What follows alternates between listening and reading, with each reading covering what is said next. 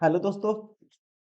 इस क्लास में सोल्व करेंगे set number 10 RRB RPF sub inspector exam SI में जो भी क्वेश्चन बने थे 12/12/2024 को फर्स्ट शिफ्ट में वो सारे क्वेश्चन आपके इस वीडियो में कवर होंगे। इसके अलावा हमने ये सीरीज स्टार्ट की थी एनटीपीसी एग्जाम देने वाले हो आप या फिर अंडर ग्रेजुएट हो एनटीपीसी में अंडर ग्रेजुएट हो ग्रेजुएट लेवल हो कोई भी एग्जाम हो आपका या फिर आरपीएफ कांस्टेबल हो एसआई हो दोस्तों सारे क्वेश्चन हम कवर कर रहे हैं आपके लिए। जो भी लेटेस्ट क्वेश्चन पूछे हैं रेलवे ने 2025 में 24 में वो सारे क्वेश्चन हम सीक्वेंस वाइज और सब्जेक्ट वाइज कवर कर रहे हैं। अभी इस वीडियो में रहने वाला है जीके का ये सेट नंबर 10 एसआई का। इससे पहले हमने अंडर ग्रेजुएट ग्रेजुएट लेवल के लिए बहुत सारे क्वेश्चन प्रैक्टिस किए थे जीके में। वैसे ही आरपीएफ कांस्टेबल के भी बहुत सारे सेट कवर किए थे। तो चलिए अब स्टार्ट करते हैं एसआई के लिए। सेट नंबर 10 है एसआई का। इससे पहले 9 सेट हमने एसआई के भी कंप्लीट किए हैं प्रैक्टिस किए हैं। यहाँ से आपको अंदाजा होगा कि किस टाइप के क्वेश्चन रेलवे ने पूछे हैं और आने वाले एग्जाम में भी इसी टाइप के क्वेश्चन बन सकते हैं। क्वेश्चन नंबर 1, कृषि मूल्य आयोग की स्थापना के लिए भारत सरकार का प्रमुख तर्काधार क्या है? मतलब कि मेन इसके पीछे मेन तर्क क्या है? आपको ध्यान रखना है दोस्तों, कृषि मूल्य आयोग की जो स्थापना है ये 1965 में की गई थी। कब की गई थी? कृषि मूल्य आयोग की स्थापना 1965 में की गई थी और विभिन्न फसलों के लिए न्यूनतम न्यूनतम समर्थन मूल्य एमएसपी की सिफारिश करने के लिए इसकी स्थापना की गई थी 1965 में। और आपको ध्यान रखना है इस आयोग का प्राथमिक उद्देश्य क्या है? इस आयोग का प्राथमिक उद्देश्य ये सुनिश्चित करना है कि किसानों को उनकी उपज का उचित और लाभकारी मूल्य मिले, जिससे उनकी आय स्थिर रहे और उनकी संकटकालीन बिक्री को रोका जा सके।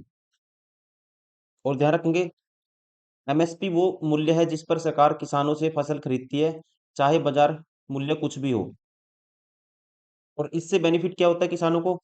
ये पहल है जो एमएसपी किसानों को बाजार के उतार चढ़ाव से बचाने में मदद करती है और कृषि उत्पादकता प्रोडक्शन कह सकते हैं और स्थिरता को बढ़ावा देती है। किसानों की जो फसलें हैं उसमें एक कंसिस्टेंसी बनी रहती है, किसानों को फायदा होता है। राइट आंसर होगा इसका।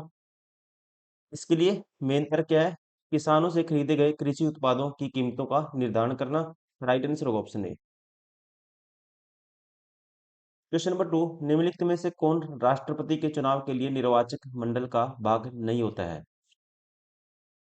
आपको ध्यान रखना है भारत के राष्ट्रपति के चुनाव के लिए निर्वाचक मंडल में लोकसभा, राज्यसभा और राज्य विधानसभाओं के निर्वाचित सदस्य शामिल होते हैं। और ध्यान रखेंगे राज्यसभा और राज्य विधान परिषदों के मनोनीत सदस्य राष्ट्रपति के चुनाव में भाग नहीं लेते हैं। ये आपको ध्यान रखना है। राइट आंसर होगा कौन सा भाग नहीं होता? राज्यसभा के मनोनीत सदस्य, ऑप्शन डी। क्वेश्चन नंबर 3, प्रथम क्षेत्रीय ग्रामीण बैंक की स्थापना किस वर्ष हुई थी?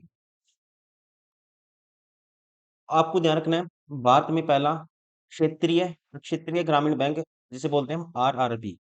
आरआरबी की जो स्थापना है दोस्तों 2 अक्टूबर 1975 को क्षेत्रीय ग्रामीण बैंक अधिनियम 1976 के तहत स्थापित किया गया था आरआरबी। राइट आंसर होगा ऑप्शन डी।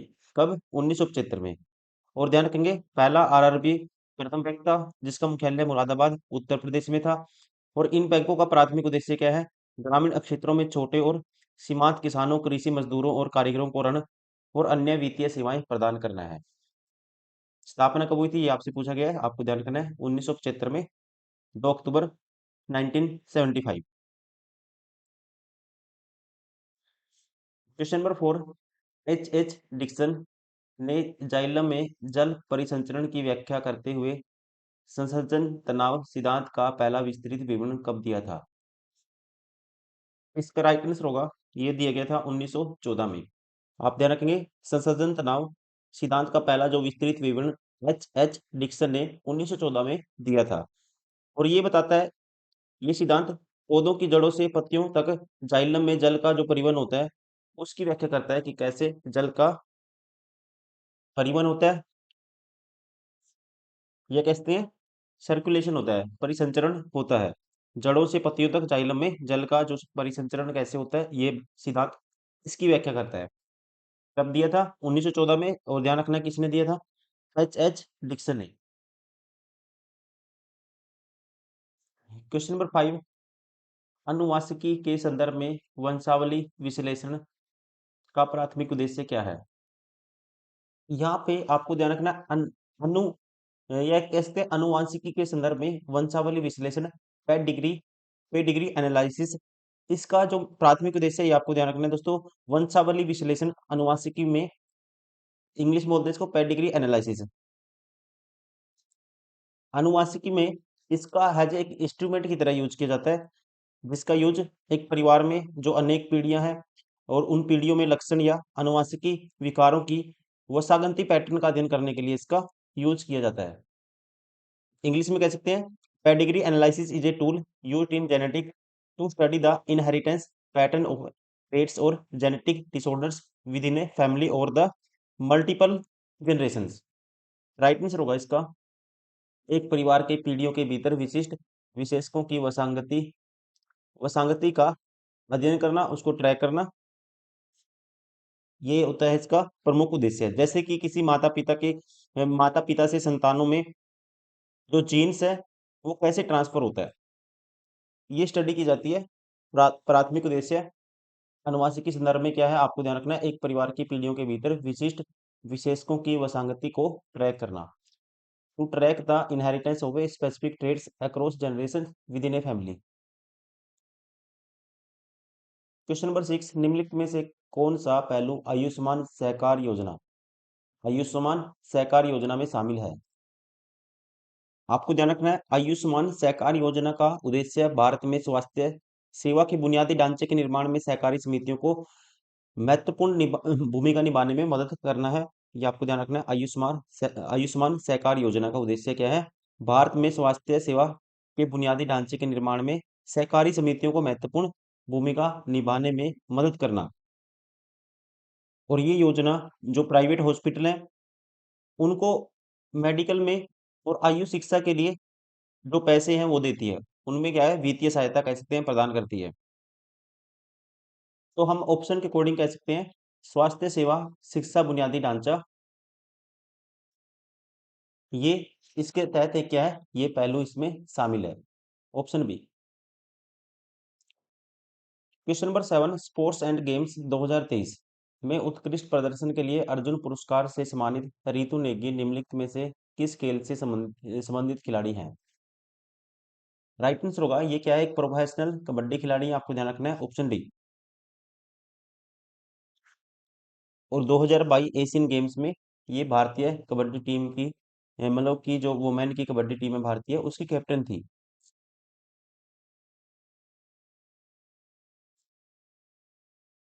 क्वेश्चन नंबर 8, द्रव्य की चौथी अवस्था प्लाज्मा एक डैश है। आपको ध्यान रखना है प्लाज्मा है किसी भी पदार्थ की ये फोर्थ स्टेट मानी जाती है, जैसे लिक्विड की कह सकते हैं चौथी स्टेट इसको माना जाता है। और इसमें होता क्या है जब भी हम किसी गैस को गर्म करते हैं तो उसमें दोस्तों इलेक्ट्रॉन है जो एटम से अलग हो जाते हैं और आयन में कन्वर्ट हो जाएंगे और उसी को बोलते हैं फिर हम आयोनाइज्ड गैस उसको बोला जाता है इंग्लिश में। और इसकी जो मेन क्वालिटी क्या है प्लाज्मा की, इसमें जो आयन्स होंगे जो आयन्स बनेंगे और इलेक्ट्रॉन होंगे उनकी संख्या जो एटम के इलेक्ट्रॉन होंगे उनकी संख्या माना जाता है लगभग बराबर होती है। राइट आंसर होगा option C, ionized gas with ions and electrons in an almost equal in number. Question number 9, अगस्त 2024 में निम्नलिखित में से किसने राज्यसभा में बॉयलर्स विधेयक 2024 पेश किया? इसको पेश किया था आपको ध्यान रखना है बॉयलर विधेयक विधेयक 2024 को केंद्रीय वाणिज्य और उद्योग मंत्री श्री पीयूष गोयल ने इसको 2000 अगस्त 2024 में राज्यसभा में इसको पेश किया गया था पीयूष गोयल के द्वारा। और वो क्या थे केंद्रीय वाणिज्य एवं उद्योग मंत्री। और क्वेश्चन ये भी पूछ सकता है, ये भी आपको ध्यान रखना है इस विधेयक का उद्देश्य क्या था? इस विधेयक का उद्देश्य बॉयलर अधिनियम 1923 को प्रतिस्थापित करना था, उसका स्थान लेना था। और उद्योगों में जो बॉयलर यूज होते हैं उनकी सुरक्षा सुनिश्चित करना इसका मेन उद्देश्य था, option B. Question number 10, Akhil Bharatiya मुस्लिम लीग की स्थापना किस वर्ष की गई थी? इसका राइट आंसर होगा ये की गई थी 1906 में। आपको ध्यान रखना है अखिल भारतीय मुस्लिम लीग की स्थापना 30 दिसंबर 1906 को ढाका में की गई थी। कहाँ पे की गई थी? बांग्लादेश के ढाका में। लीग का प्राथमिक उद्देश्य क्या था? आपको ध्यान रखना है ब्रिटिश भारत में मुसलमानों के राजनीतिक अधिकारों और हितों की रक्षा करना था। क्वेश्चन नंबर 11, भारत में कृषि के संदर्भ में बरानी क्या है? कृषि के संदर्भ में बरानी का मतलब ये होता है, आपको ध्यान रखना है, भारतीय कृषि के संदर्भ में बरानी का मतलब होता है ऐसी खेती जो पानी के प्राथमिक या एकमात्र स्रोत के रूप में वर्षा पर निर्भर होती है। राइट आंसर होगा, ये क्या है, एक वर्षा आधारित कृषि, इसके लिए इसका यूज किया जाता है शब्द बरानी का। ऑप्शन ए, बरानी क्या है कृषि के संदर्भ में? वर्षा आधारित कृषि। क्वेश्चन नंबर 12, 2011 की जनगणना के अनुसार भारत में निम्नलिखित में से किस केंद्र शासित प्रदेश में पुरुषों के बीच साक्षरता दर सर्वाधिक है? राइट आंसर होगा पुरुषों के लिए या ओवरऑल? ओवरऑल भी आपको याद रखना है और पुरुषों की भी सबसे ज्यादा है, ये आपको ध्यान रखना है।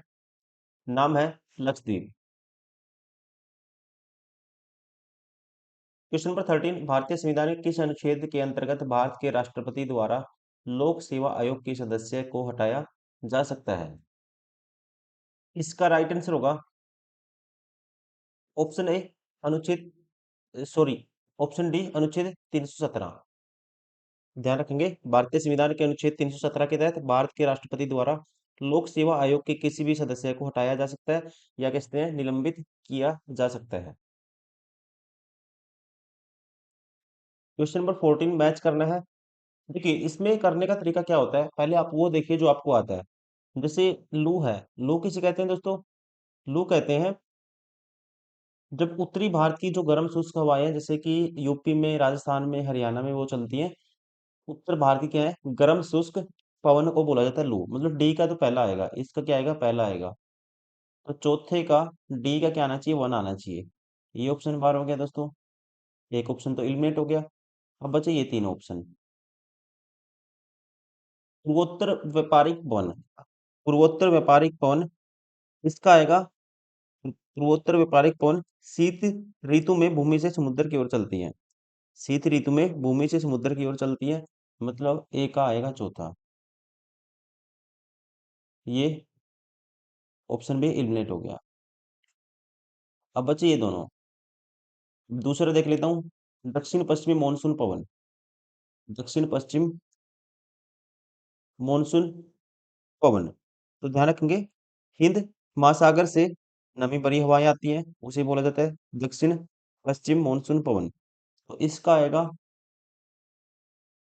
मतलब इसका आएगा फिर तीसरा। तो ये ऑप्शन भी पहले वाला भी पार हो गया। तो दूसरे का तीसरा, बी का तीसरा, राइट आंसर होगा ऑप्शन सी।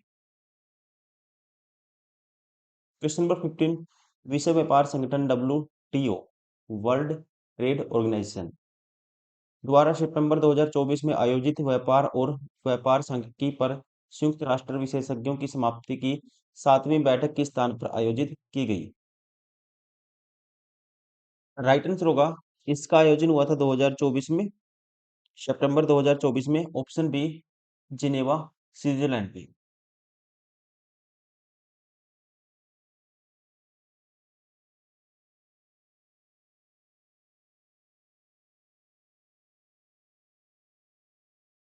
क्वेश्चन नंबर 16, निम्नलिखित समाज सुधारकों में से किसने 1861 में विधवा पुनर्विवाह की संघ की स्थापना की थी? इसका राइट आंसर होगा, आपको ध्यान रखना है, महादेव गोविंद रानडे। महादेव गोविंद रानडे एक क्या थे, प्रमुख समाज सुधारक थे। इन्होंने विधवा के पुनर्विवाह को बढ़ावा देने के लिए 1861 में बॉम्बे में विधवा पुनर्विवाह संघ की स्थापना की थी। वर्तमान में कैसे थे, मुंबई। राइट आंसर होगा, कब की थी, 1861 में। किसने की थी, ध्यान रखना है, महादेव गोविंद रानडे। क्वेश्चन नंबर 17, भारत में भारतीय साक्ष्य विधेयक किस वर्ष पारित किया गया था? इसको भारतीय संसद ने पारित किया है,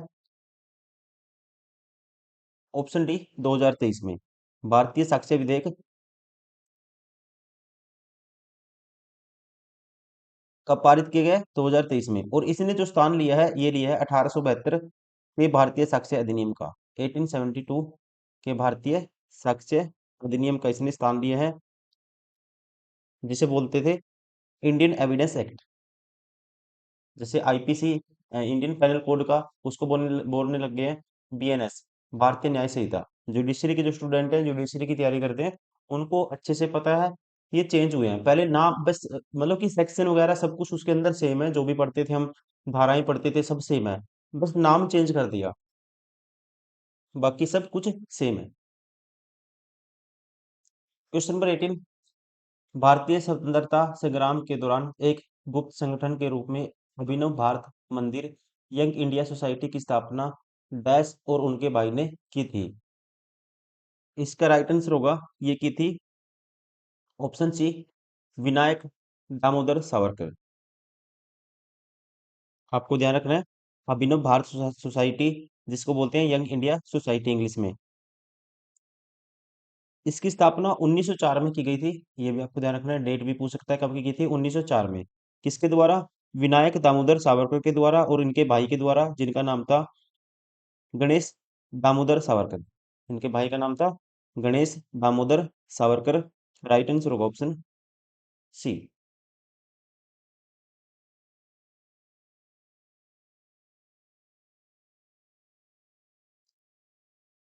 क्वेश्चन नंबर 19, 1978 में संविधान के डैश संशोधन द्वारा संपत्ति के अधिकार को मौलिक अधिकारों की सूची से हटा दिया गया था और इसे अनुच्छेद 301 के अंतर्गत एक सरल विधेयक अधिकार में परिवर्तित कर दिया गया था। राइट आंसर होगा दोस्तों, ये था 44वां संशोधन, ऑप्शन बी। कब हुआ था? 1978 में। क्वेश्चन नंबर 20, निम्नलिखित में से कौन सा विकल्प श्रम बाजार में मजदूरी और कीमत लोचशीलता स्तर के लिए कीन्स के उपागम को निरूपित करता है? आपको ध्यान रखना है, कीन्स के अनुसार, अर्थशास्त्री थे ये कीन्स, इनके अनुसार, इनके दृष्टिकोण के अनुसार मजदूरी और कीमतें स्थिर होती हैं, जिसका अर्थ है कि वे आपूर्ति और मांग में परिवर्तन के साथ शीघ्रता से समायोजित नहीं होती हैं। समायोजित होना मतलब कि एडजस्ट नहीं होती हैं। ठीक है, क्या बोला था इन्होंने? मजदूरी और कीमतें स्थिर होती हैं, कांस्टेंट होती हैं, जिसका अर्थ है कि वे आपूर्ति और मांग में परिवर्तन के साथ शीघ्रता से एडजस्ट नहीं हो पाएंगी, समायोजित नहीं होती हैं। ये कहा था किन्स ने। राइट आंसर होगा इसका ऑप्शन बी, मजदूरी और कीमत स्थिर होते हैं।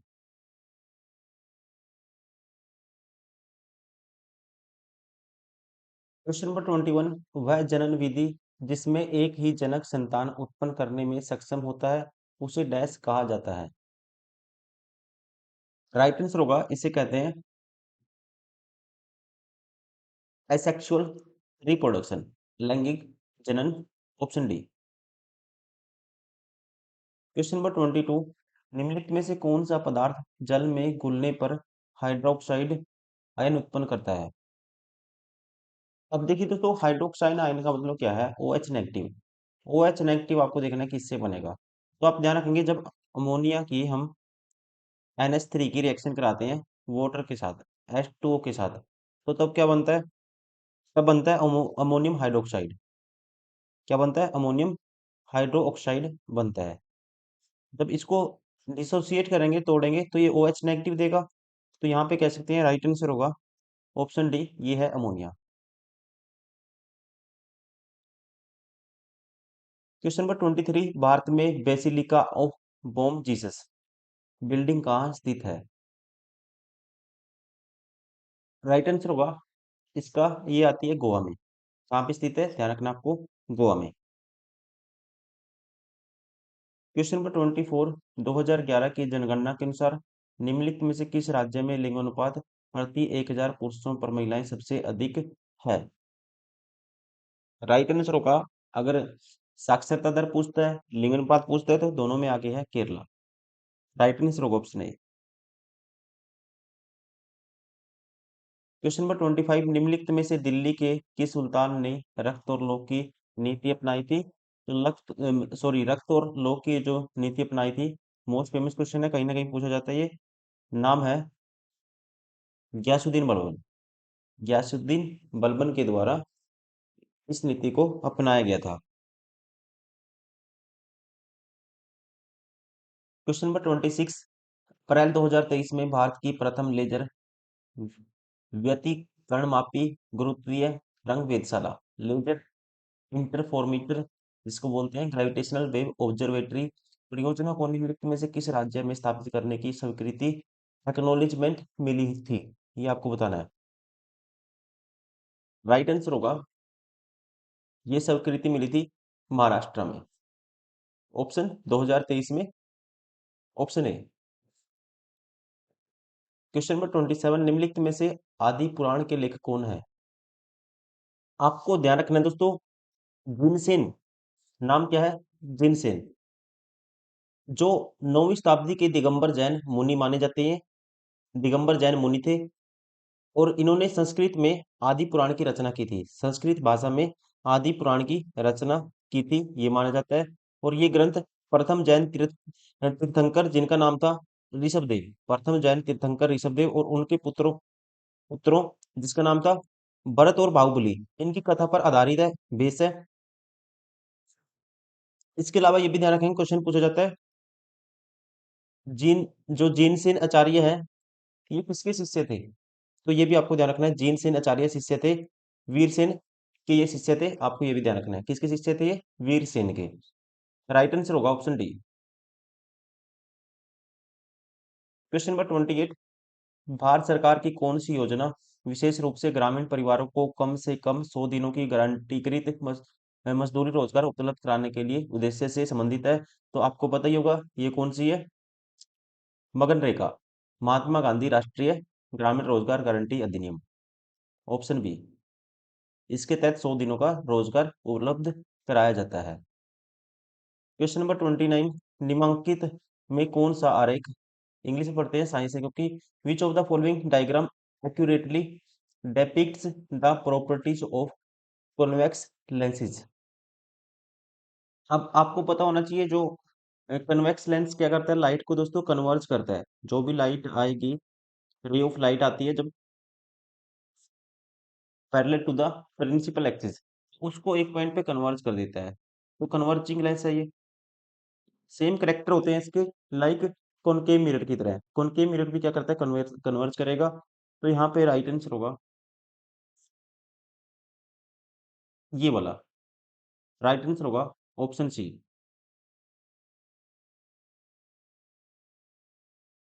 क्वेश्चन नंबर 30, प्राचीन भारत में ताम्रपाषाण काल की कायथा संस्कृति भारत के निम्नलिखित में से किस राज्य से संबंधित है? आपको ध्यान रखना है, ये संबंधित है मध्य प्रदेश से। कायथा संस्कृति एक ताम्रपाषाण संस्कृति थी जो प्राचीन भारत में उस टाइम प्रेजेंट थी, और इसको खोजा गया था दोस्तों, इसको पहली बार छोटी काली सिंधी नदी के तट पर कायथा गांव मध्य प्रदेश में इसका पता चला था, इसको खोजा गया था इस संस्कृति को।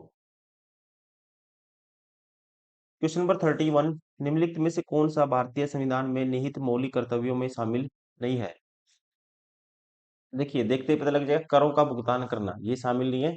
राइट आंसर होगा ऑप्शन बी। क्वेश्चन नंबर 32, सितंबर 2024 का चौथा क्वाड लीडरशिप शिखर सम्मेलन, क्वाड लीडर्स समिट संयुक्त राज्य अमेरिका में किस स्थान पर आयोजित किया गया था? ये आपको बताना है, कौन से नंबर का? चौथा क्वाड लीडर्स शिखर सम्मेलन। राइट आंसर होगा, इसका आयोजन हुआ था विल्मिंगटन में, विल्मिंगटन में हुआ था, ऑप्शन बी। क्वेश्चन नंबर 33, निम्नलिखित में से किस भारतीय ने 2023 में संयुक्त राष्ट्र UN military gender advocate of the year award जीता? राइट आंसर होगा इसका, ध्यान रखेंगे आप, मेजर राधिका सेन। मेजर राधिका सेन को 2023 में संयुक्त राष्ट्र सैन्य gender advocate of the year पुरस्कार से सम्मानित किया गया था, मेजर राधिका सेन को। राइट आंसर होगा, मेजर राधिका सेन है इनका नाम, ऑप्शन सी। क्वेश्चन नंबर 34, चुनाव सुधारों के लिए निम्नलिखित में से किस वर्ष दिनेश गोस्वामी समिति का गठन किया गया था? राइट आंसर होगा, चुनाव सुधारों के लिए दिनेश गोस्वामी समिति का गठन किया गया था। राइट आंसर होगा ऑप्शन है 1990 में। कब किया गया था आपको ध्यान रखना है, 1990 में। क्यों?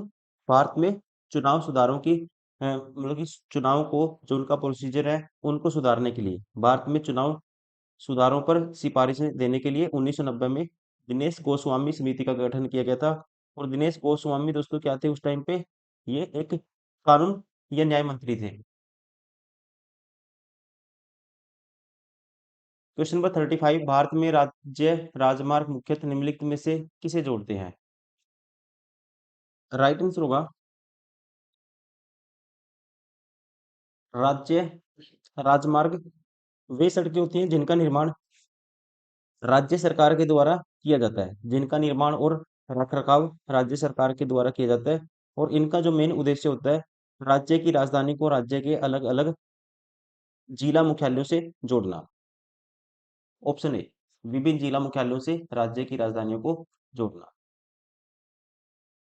क्वेश्चन नंबर 36, राजस्थान में निम्नलिखित में से कौन सी नदी प्रणाली सबसे व्यापक और क्षणिक है, जिसका स्रोत पुष्कर के पास है, जो दो धाराओं में विभाजित है, जिन्हें सरस्वती और साबरमती के नाम से जाना जाता है? आपको ध्यान रखना है, लूनी नदी। लूनी नदी राजस्थान की सबसे बड़ी नदी प्रणालियों में से एक मानी जाती है। और ये अजमेर के पास नाग पहाड़ियों से निकलती है। कहाँ से निकलती है? नाग पहाड़ियों से निकलती है, जो अरावली श्रेणी में पुष्कर घाटी के पास स्थित है। और ध्यान रखेंगे दोस्तों, लूनी नदी को पुष्कर के पास सरस्वती और साबरमती दो धाराओं में विभाजित होने के लिए इसको जाना जाता है। Option A. Question number 37, Nandi Kalambakam कविता में कितने छंद हैं? इसका राइट आंसर होगा, ध्यान रखेंगे, नंदी कलम्बकम कविता एक शास्त्रीय तमिल कविता है। कौन सी कविता है? तमिल कविता है ये एक। और इसमें 80 छंद है। कितने? How many stanza? 80 stanza. Right answer होगा ऑप्शन सी। क्वेश्चन नंबर 38, मार्च 2024 में संपन्न pro kabaddi league PKL season 10 में निम्नलिखित में से किस टीम ने जीत हासिल की? 2024 का यहाँ पे राइट आंसर होगा पुनेरी पल्टन। टीम का नाम है पुनेरी पल्टन ने जीता है। लेकिन आपको अभी याद रखना है 2025 में दोस्तों किसने जीता है? दबंग दिल्ली ने जीता है इसको। दबंग दिल्ली ने पुनेरी पल्टन को हरा फाइनल में हराया। राइट आंसर होगा 2025 दबंग दिल्ली, 2024 पुनेरी पल्टन। क्वेश्चन नंबर 39, पल्लवी शब्द निम्नलिखित में से किस संगीत की रचना की पहली या दूसरी थीमेटिक पंक्तियों से संबंधित है? पल्लवी शब्द ये संबंधित है, राइट आंसर होगा ऑप्शन बी, शास्त्रीय कर्नाटक संगीत से। शास्त्रीय कर्नाटक संगीत रचनाओं में आमतौर पर तीन भाग होते हैं। कौन कौन से? पल्लवी, अनुपल्लवी और चरणम।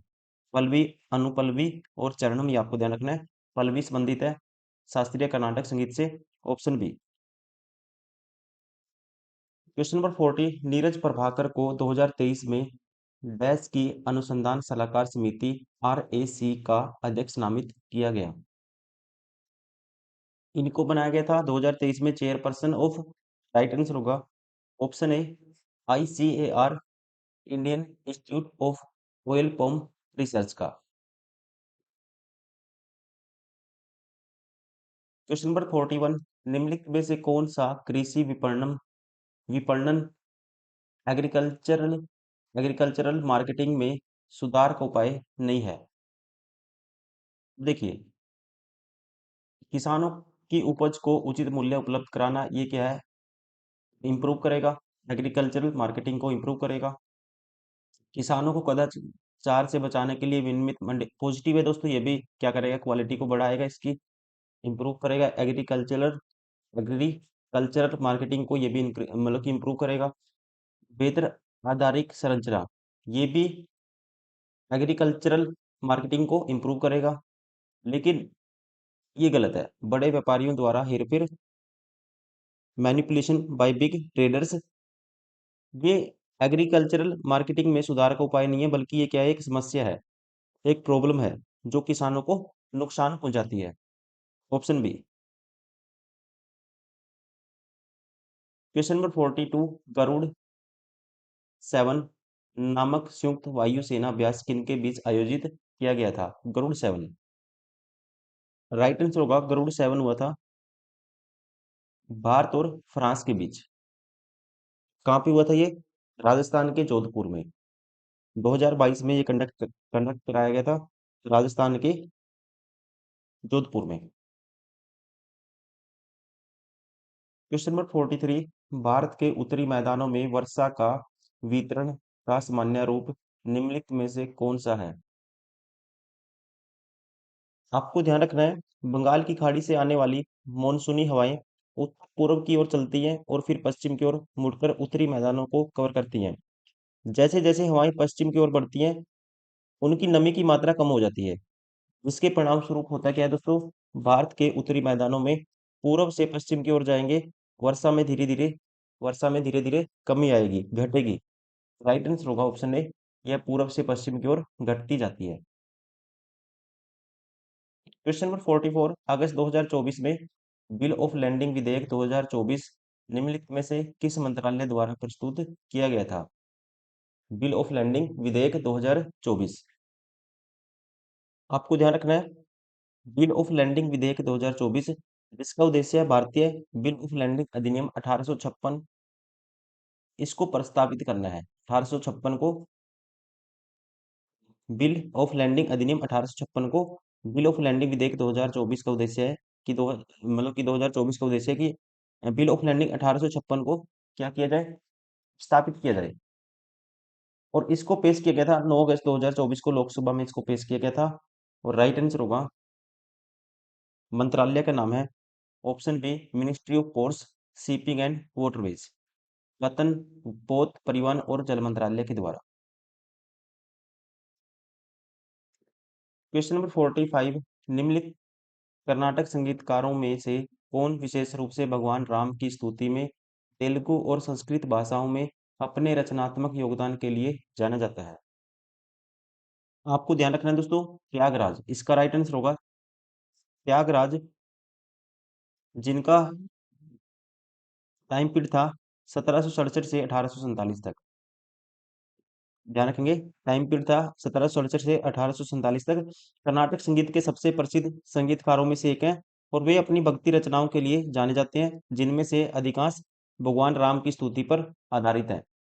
राइट आंसर होगा ऑप्शन सी, नाम है Tyagaraja. Question number 46, the discovery discovery of India पुस्तक किसने लिखी थी? ये क्वेश्चन अक्सर पूछा जाता है, तो राइट आंसर होगा जवाहरलाल नेहरू। क्वेश्चन नंबर 47, निम्नलिखित में से किस मामले में बुनियादी संरचना सिद्धांत को पहली बार अस्तित्व में आया? कहते हैं किस मामले में बुनियादी संरचना सिद्धांत है जो पहली बार अस्तित्व में आया था? आपको ध्यान रखना है, मूल संरचना सिद्धांत को पहली बार 1973 में 1973 में केशवानंद भारती बनाम केरल राज्य मामले के ऐतिहासिक फैसले में मान्यता दी गई थी। और ध्यान रखेंगे, भारत के सर्वोच्च न्यायालय ने कहा था कि संसद के पास संविधान में संशोधन करने की शक्ति है, लेकिन वह मूल ढांचे को बदल या नष्ट नहीं कर सकती। राइट आंसर होगा इसका, ये था केशवानंद भारती मामला 1973। क्वेश्चन नंबर 48, मार्च 2023 में भारत ने भारतीय पेटेंट कानून की धारा 3D का हवाला देते हुए किस टीबी दवा के निर्माण पर अपना एकाधिकार बढ़ाने के जॉनसन एंड जॉनसन के प्रयास को अस्वीकार कर दिया? इस टीबी मेडिसिन का नाम है बेटाक्विलिन। राइट आंसर होगा ऑप्शन बी। क्वेश्चन नंबर 49, राष्ट्रीय अनुसूचित जनजाति आयोग के अध्यक्ष और 10 सदस्यों का कार्यकाल कितनी अवधि का होता है? को ध्यान रखना है, राष्ट्रीय अनुसूचित जनजाति आयोग के अध्यक्ष और सदस्यों का कार्यकाल 3 वर्ष का होता है। 3 वर्ष का होता है, ध्यान रखना आपको। और इनकी जो अपॉइंटमेंट करता है राष्ट्रपति के द्वारा की जाती है अकॉर्डिंग टू आर्टिकल 330 के तहत। क्वेश्चन नंबर 50, निजीकरण की प्रक्रिया में मतलब प्राइवेटाइजेशन की जो प्रोसेस है उसमें कहता है निम्नलिखित में से कौन सा विकल्प शामिल है? निजी कंपनियों का राष्ट्रीयकरण। अब देखिए दोस्तों, ये उल्टा दिया हुआ है। निजी कंपनियों का राष्ट्रीयकरण ये क्या है, उल्टा दिया है। निजी कंपनियों क्या होता है इसमें, सरकार क्या कर देती है, अपनी हिस्सेदारी बेच देती है, मतलब कि जो प्राइवेट सेक्टर है उनको प्रमोट करने के लिए। ये उल्टा दिया हुआ है, ये गलत हो गया। कौन सा सही है ये आपको बताना है, कौन सा शामिल है प्राइवेटाइजेशन में। उद्यम पर सरकारी नियंत्रण में वृद्धि नहीं होगी, क्या होगी, कमी होगी। ये भी गलत हो गया। उसके बाद आरंभिक सार्वजनिक निगम आईपीओ के जरिए जनता को शेयर बेचना, ये अपने आप में ठीक है। निजी संपत्ति के अधिकारों को समाप्त करना, ये गलत है दोस्तों। ये भी अपोजिट दिया हुआ है। राइट आंसर होगा ऑप्शन सी।